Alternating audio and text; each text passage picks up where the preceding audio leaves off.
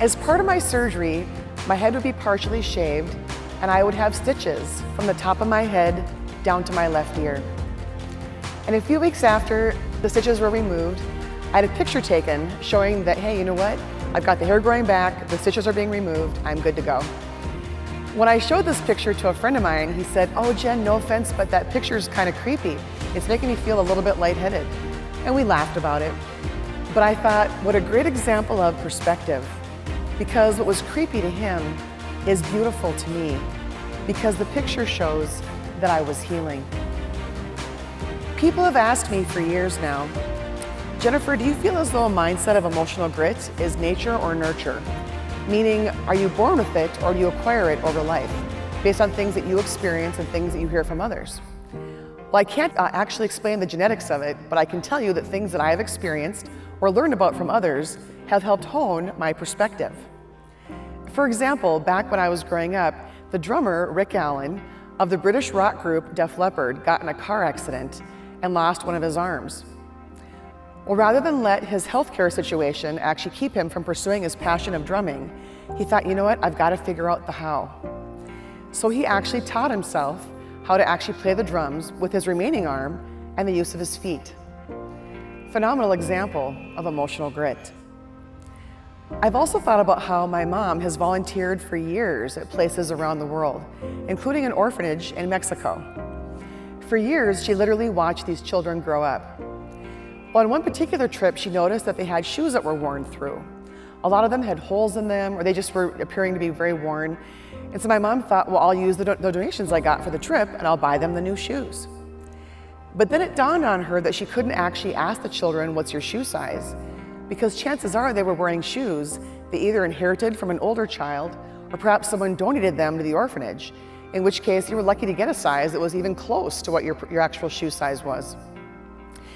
So she knew that she had to have a plan B if she wanted to do something nice for these children. So as the children began to gather round, my mom asked someone for pieces of paper and a pen. And it was then that she got down on her hands and knees and she began to trace their feet. Wonderful example of how when we do the best we can with what we have, sometimes that can be enough. I've also thought about how back when I was in 8th grade, my friend Denise and I were playing upstairs at my house. And we heard my mom downstairs talking to someone. So being the nosy kids that we were, we thought, let's actually sneak down the stairs, look around the banister, and find out who it is. You know, we weren't sure if a neighbor stopped by or perhaps a friend came over or who it was. So imagine our surprise as we crept down the stairs and then actually looked around the banister to see my mom standing by herself at our kitchen table. She had the phone book out on the table. And yes, for those of you who are under 40, the World Wide Web did not exist back then, so we actually had books with phone numbers in them. But it turns out that my mom had actually been listening to a radio show where people would call in and talk about their plans for Christmas. Well, one caller in particular said, you know, I'm feeling very lonely and sad.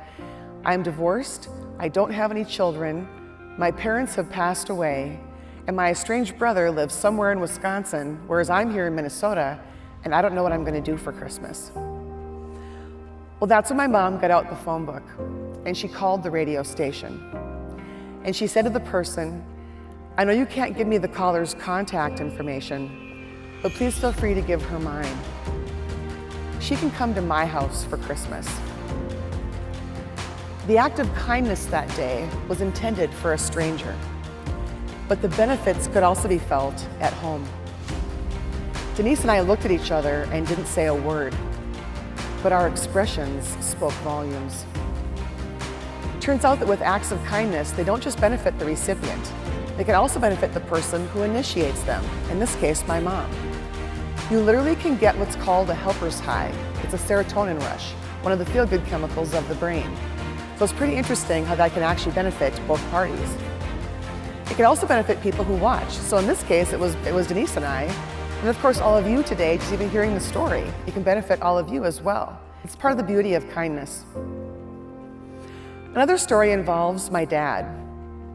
A few years ago, I was traveling in Iowa for work when I stopped by the Field of Dreams. Now, how many of you have ever seen that movie? Okay. For those of you who haven't, it's one where Kevin Costner plays a farmer. And he hears this voice that whispers, "If you build it, he will come." So he actually decides to carve a baseball diamond out of his field of corn. And it was then that he could see the ghosts of players past begin to emerge through the stalks of corn to play ball. Well, one of these players is a younger version of his dad. And in one scene in particular, Kevin asks his dad, "Want to have a catch?" And as I envisioned this, I thought about how my dad played baseball when he was growing up. In ways, the game taught him the importance of celebrating wins while viewing disappointments as opportunities for growth. All things he would later pay forward as he helped me face surgery and the fact that my life could change forever. Yes, the movie is about dreams. But as I stood by the field in person, I realized it's also about faith, hope, and a zest for life, all components of emotional grit. Famed author Henry David Thoreau once said, "It's not what you look at that matters, it's what you see." So my hope for today is that you can now see that being brave doesn't need to be the absence of fear. It can be feeling afraid and being able to persevere anyway. Great reminder of how, even though we can't control the quantity of life, we can still actually influence the quality of it. That's the power and strength of emotional grit. Thank you.